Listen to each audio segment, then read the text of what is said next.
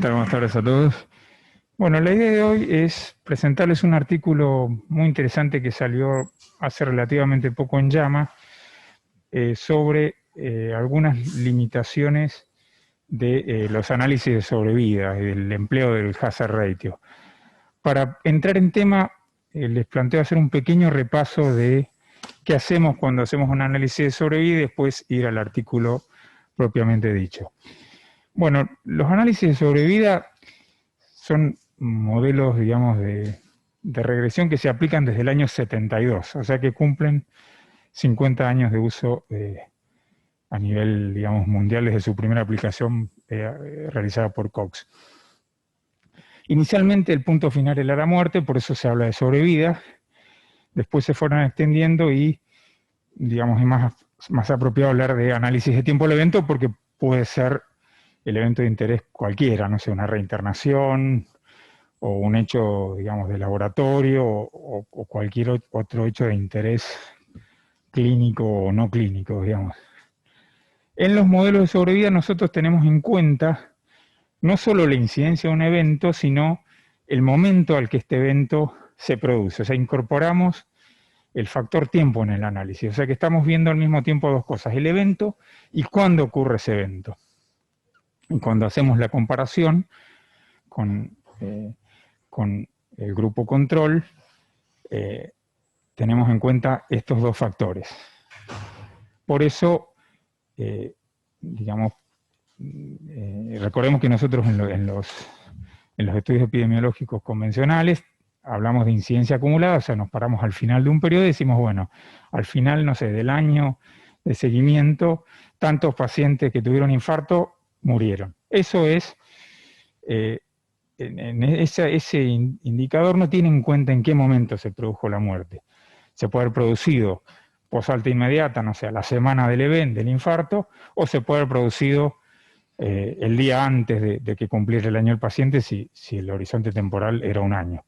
Esa es una de las características. Y la otra característica es qué hacer con los pacientes, cuando uno analiza una corte, cómo manejar los pacientes que no completan el periodo de seguimiento. Y no hablamos los que tienen el evento, porque eso sí lo completan, tienen el evento y por eso salen, sino los que tienen pérdida de seguimiento. Eso no lo podríamos manejar aplicando métodos anteriores a los que aparecieron con el análisis de sobrevida como una regresión logística, porque ese paciente directamente no se consideraría. Entonces estaríamos sesgando. Es así que surgió entonces esta metodología como una solución que nos permite superar estos problemas. Repasemos. Habitualmente cuando hacemos análisis de sobrevida tenemos un solo evento de interés, tenemos que tener bien definido el evento. Bien definido quiere decir que no haya un sesgo en la clasificación. Entonces, que sea un único evento no quiere, un solo evento de interés no quiere decir que el evento sea único, puede ser un punto final combinado y se toma lo que ocurre primero. Es cierto que cuando uno hace análisis de sobrevida puede tomar eventos repetitivos, eventos recurrentes, es un modelo un poco más complejo, pero se puede hacer.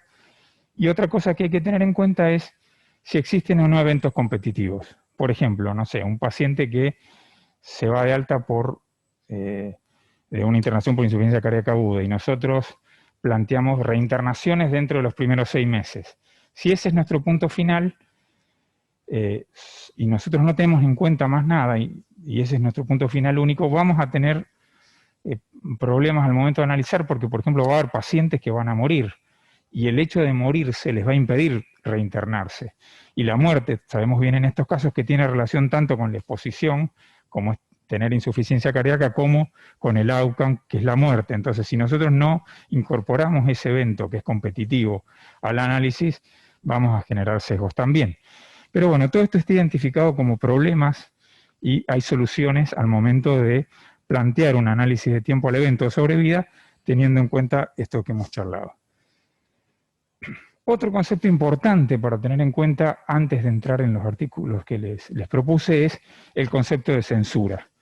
La censura se refiere al tiempo de sobrevida censurado. ¿Qué quiere decir esto? Tiempo a partir del cual nosotros cortamos, digamos, el seguimiento y no sabemos qué es lo que pasa. ¿Cuáles son las situaciones posibles de de censura. Bueno, una es cuando finalice el estudio y él o los pacientes que están en el estudio todavía no han presentado el evento. Eso es así porque todos los estudios tienen, por un tema de factibilidad, un tiempo. Podrán ser estudios largos, pero difícilmente superen algunos años. Entonces, a partir del último día del estudio, uno dice, bueno, el paciente hasta acá no tuvo el evento, pero a partir de ahí, digamos, ya se suspende el seguimiento. Esto se llama censura administrativa. Otro tipo de censura que no representa un problema para el análisis. Otro tipo de censura que sí lo representa es cuando hay pérdida de seguimiento. El paciente se tenía que seguir, por ejemplo, un año y no aparece a las visitas de control, por ejemplo, a los 5 meses. No sabemos qué pasó entre el mes quinto y el mes 12. Solo sabemos que hasta el último día de contacto, que fue, no sé, en la visita previa, estaba vivo o no había tenido el evento, digamos. Pero no sabemos más nada. Ese es un problema, digamos, que hay que tener en cuenta. Y el otro tipo de censura es cuando hay retiro del estudio. El paciente retira el consentimiento, por ejemplo, o algunas otras situaciones puntuales, digamos, que hace que el paciente deje de estar en el estudio. Esto hay que tenerlo en cuenta al momento del análisis.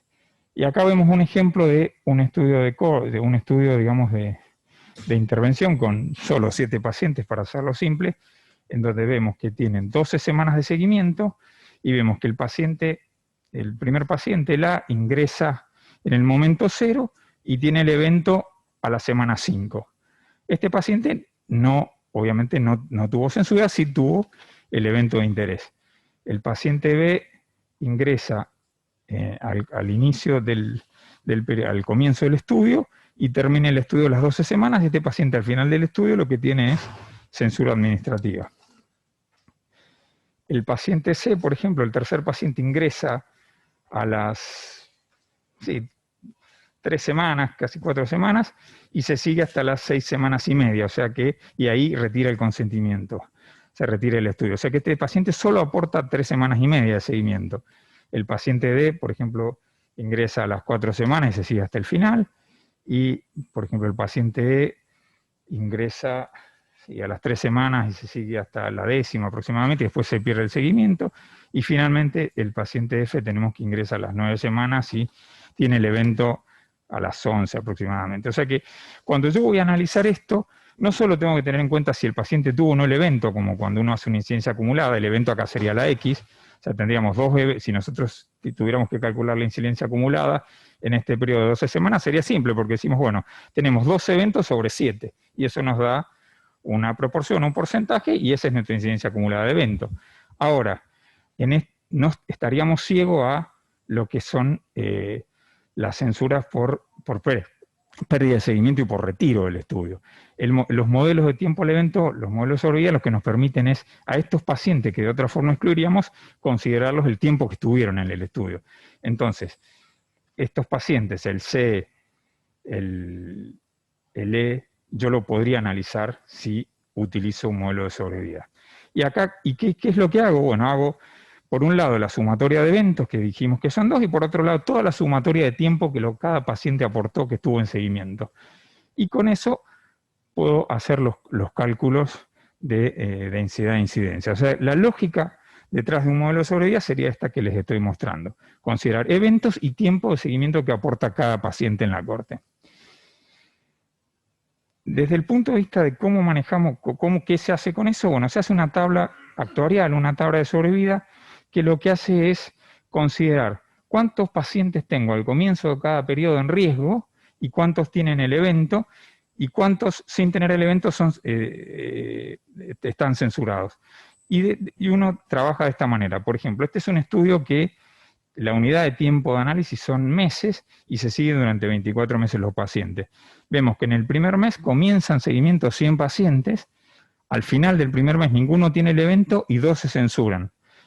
¿Qué quiere decir esto? Que bueno, la tasa de eventos es 0 en 100, o sea, es 0, la probabilidad de sobrevida al final del primer mes, del primer periodo es 1, la sobrevida acumulada como un solo periodo es igual, es 1, pero esto condiciona, esta pérdida de 2 pacientes condiciona los pacientes que van a estar en riesgo al inicio del segundo periodo, van a estar 98.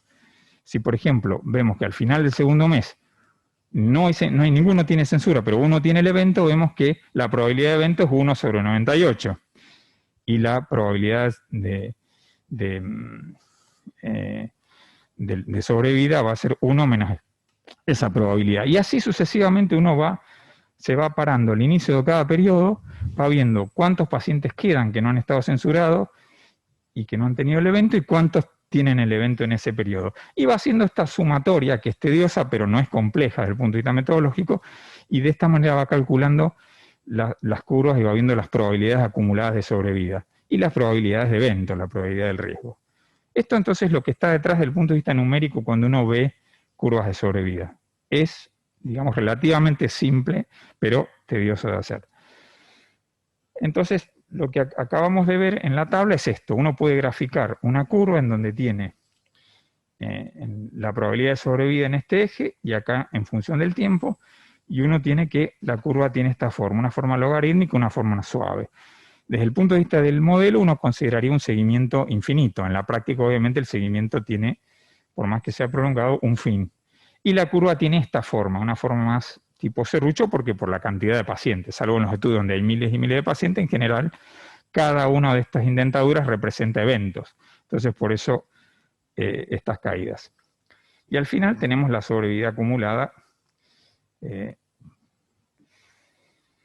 Otro concepto importante de entender es el concepto, digamos, relacionado con la función de sobrevida, que es la función de riesgo, lo que se llama hazard function.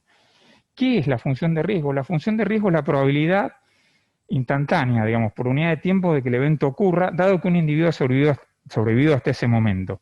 O sea, si nosotros tomáramos la tabla anterior y decimos, bueno, ¿cuál es la hazard function de un paciente al 10º mes? Bueno, es la probabilidad de que el paciente tenga el evento en el curso del 10º mes, en el mes siguiente, dado que ha llegado vivo al 10º mes, eso sería. Eso es una probabilidad puntual, digamos. Y hay algo interesante que obviamente está relacionada la función de sobrevida con la función de riesgo. Como esta es una escala logarítmica, no es simplemente la probabilidad complementaria. O sea, uno diría, bueno, la complementaria es 1 menos la sobrevida. No, es un poquito más complejo, pero está relacionado con una función matemática que es, la función de riesgo es el menos logaritmo natural de la función de sobrevida. O sea que lo que modifica un término modifica en forma totalmente proporcional el otro. O sea que son conceptos muy relacionados y a veces se presenta uno, a veces el otro, digamos. En las publicaciones sajonas muchas veces actualmente se grafica la función de riesgo y no la función de sobrevida, pero son totalmente equivalentes. ¿Cuáles son los objetivos, para terminar con este pequeño repaso, de los análisis de sobrevida? Bueno, por un lado, estimar la función de sobrevida o la función de riesgo. Por otro lado, comparar entre grupos la sobrevida. Y finalmente, establecer relaciones, digamos, con variables explicativas y ajustarla por covariables. O sea, nos permite hacer todas estas cosas. Esto es un ejemplo, digamos, ya terminando, de cómo se compara la sobrevida entre dos grupos. Nosotros tenemos, si lo que tenemos es nuestra variable de resultado, por ejemplo, la muerte, nuestro evento, y nuestra principal exposición, que podría ser, no sé, un tratamiento A versus otro, lo primero que se hace es una curva de Kaplan-Meier, que es, ya todos la conocen, pero bueno, acá estamos poniendo dos ejemplos, y esto se compara desde el punto de vista matemático para ver si hay significación estadística o no con un Lorentz test. Si lo que queremos hacer es un modelo multivariable, queremos ajustar por otras covariables, aparte de tener en cuenta el evento y la variable de exposición, tener otras, lo que aplicamos es el modelo de Cox, que es el modelo de riesgos proporcionales. Y esto es importante. Para que el modelo de Cox sea válido, para que nosotros lo podamos aplicar y sacar conclusiones válidas, se tiene que cumplir este supuesto, que es que los riesgos sean proporcionales. Y esto vamos a dedicar ahora, en unos minutos, lo vamos a profundizar porque es importante que quede claro. ¿Qué otros supuestos o qué otros supuestos importantes hay que considerar cuando uno aplica un modelo de Cox, un modelo de riesgos proporcionales? Bueno, por un lado, como dijimos, que los riesgos sean proporcionales. Esto ahora lo ampliamos. Y por otro, tener en cuenta esto. que se tendría que dar que los casos censurados tienen la misma incidencia de eventos que los casos no censurados. ¿Esto qué quiere decir? Que si yo tengo un estudio en donde los pacientes tienen pérdida de seguimiento y esa pérdida de seguimiento está relacionada con el outcome, no puedo aplicar un modelo de Cox. ¿Por qué? Porque voy a estar sesgando. Esto requiere, digamos, que los investigadores, y cuando uno lee un trabajo, piense bien si hay o no una relación, porque si esa relación existe, este modelo va a dar resultados sesgados. O sea, eso es importante tenerlo en cuenta. Bueno, y acá llegamos al artículo que yo les quería mostrar hoy. Este es un artículo en una revista de epidemiología que salió hace ya un tiempo, en el 2010, y que habla de los riesgos del hazard ratio. Este artículo, digamos, está escrito por alguien que tiene mucho renombre en la especialidad y que es de la Escuela de Epidemiología de Harvard, pero no tuvo una gran trascendencia fuera de este medio hasta 10 años después, o sea, el 2020. Entonces, el autor acá nos plantea por qué testear la proporcionalidad de los hazard. Y esto es lo que quiero mostrarles. Y, bueno, ante todo, ¿qué significa que los riesgos sean proporcionales? Bueno, los riesgos son proporcionales si el hazard ratio permanece constante durante todo el periodo de seguimiento del estudio. ¿Esto qué quiere decir? Que el riesgo de un grupo sometido a un tratamiento con respecto, por ejemplo, al control, si tomamos un ensayo tipo, ¿no varía? No, puede variar, pero lo va a hacer manteniendo la misma relación, o sea, la proporcionalidad. Por ejemplo, no sé, si el hazard ratio al inicio del estudio es 2/4, o sea, me da 0,5, y al final del estudio es 1/2, me va a seguir dando 0,5. El riesgo ha variado en cada grupo al inicio del estudio y al final, pero mantiene la proporcionalidad, o sea, se cumple el supuesto de que el hazard ratio es proporcional. Cuando esto no pasa, el modelo da resultados que están sesgados. Vamos a ver algunos ejemplos que toma este autor en ese artículo que les mostré. Este es un primer escenario, es un estudio que muchos recordarán, que es el estudio de la fuerza aérea de factores que previenen, factores de riesgo cardiovasculares que previenen eventos. Y acá lo que los autores publican es lo siguiente. Acá lo que están graficando no es la función de seguridad, sino la función de riesgo. Tenemos incidencia acumulada de eventos acá. Mientras más alto es el número, más eventos ha tenido el grupo.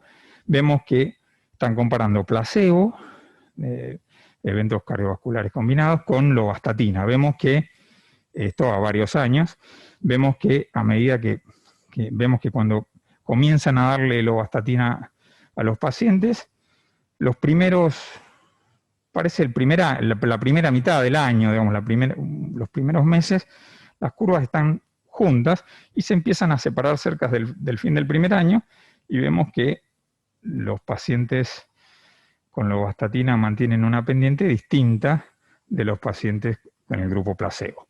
Entonces, los autores concluyen que hay un 37% de reducción de riesgo, y obviamente esto es significativo. Ahora bien, si uno ve esto, y uno sabe que el hazard ratio es la relación del riesgo de un grupo con respecto al otro, el comparador siempre va en el denominador, o sea, diríamos, bueno, acá estaríamos viendo que el hazard tiene que ser negativo porque tienen menos riesgo los del grupo lovastatina que el grupo placebo. Si uno ve esto, dice, bueno, ¿el riesgo es o no es proporcional? ¿Ustedes qué dirían así, primera impresión, digamos? ¿Alguien quiere arriesgar algo? Es simplemente que les parece, es muy sutil porque son los primeros meses, pero bueno. No siguen una tendencia son oscilantes, se van abriendo. Sí, o sea, acá hay algo importante.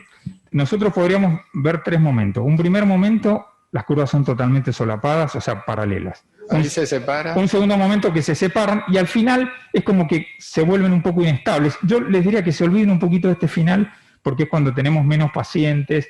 Acá ya ha habido bastante pérdida de seguimiento, bastantes eventos.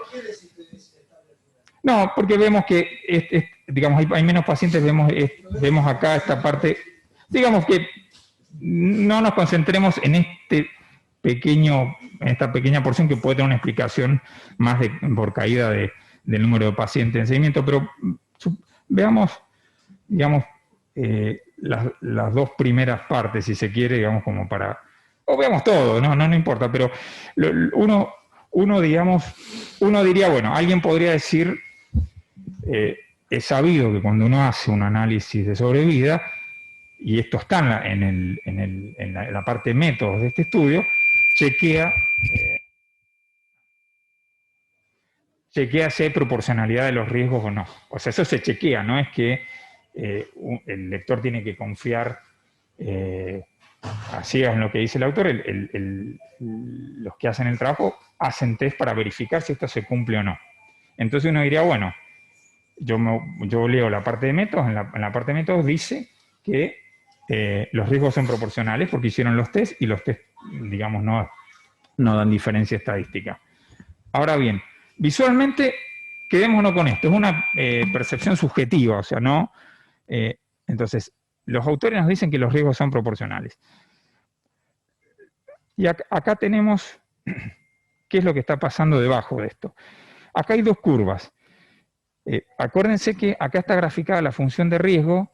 Acá los autores, al presentarlo, los autores del último trabajo, este del 2020, lo que grafican es la función de sobrevida, pero, digamos, partimos con el 100% de pacientes y tenemos que en el grupo en el grupo lovastatina tenemos una mejor sobrevida, que es el grupo naranja al final del tratamiento con respecto al grupo control.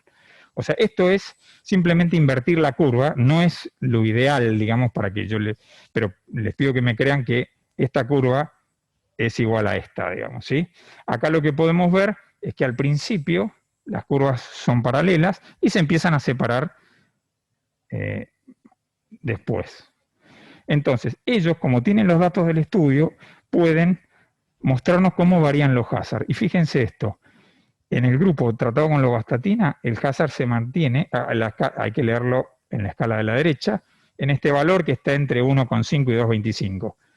Pero en el grupo control, el hazard empieza en el mismo valor que el grupo lovastatina, pero progresivamente va aumentando el riesgo. ¿Qué quiere decir? Que la hipótesis de que los riesgos son proporcionales no se cumple en este trabajo. ¿Sí? Entonces, este es un primer escenario. El escenario en que inicialmente las curvas son paralelas, no hay diferencia y se separan tardíamente. Acá este es un escenario en el que no se cumple este supuesto. Vamos a ver otro escenario. Este es un estudio de prevención del cáncer de colon que hicieron los noruegos haciendo fibrocolonscopía. Como todos recordarán, al hacer una fibrocolonscopía uno inicialmente interviene más porque detecta cánceres en estadios incipientes.